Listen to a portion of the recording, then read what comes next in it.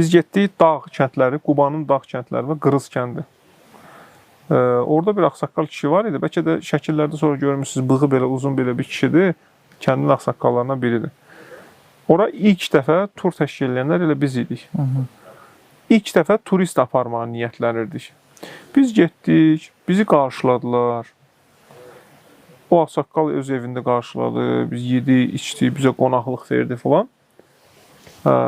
İndi biz izah eləməyə çalışırıq ki, yəni turizmin bura gəlməsi sizin üçün töhfə verəcək, sizin üçün yaxşı şərait yaradır. Deyirəm ki, misal üçün, yəni ağsaqqal icazə ver, biz bura qonaq gətirək, qonaqlar qalsın, siz onlar üçün yemək pişirin, satın.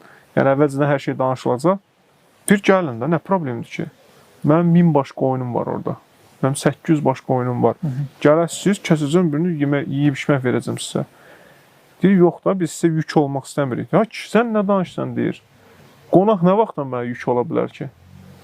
Mən, görürsünüz, onun yanaşması başqadır, mənə yanaşım. Mən deyirəm ki, yox da, bəs düzgün deyil, bu da ədalətli deyil da ki, mən gedirəm orada turist gətirəm, turistdən pul qazanıram.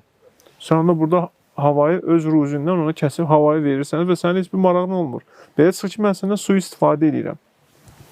Gəl razılaş, pulla qəbul elə mənim turistimi. İndi oğlu razılaşıb, oğlu cavan oğlan deyil, mənim yaşımda bir oğlan idi.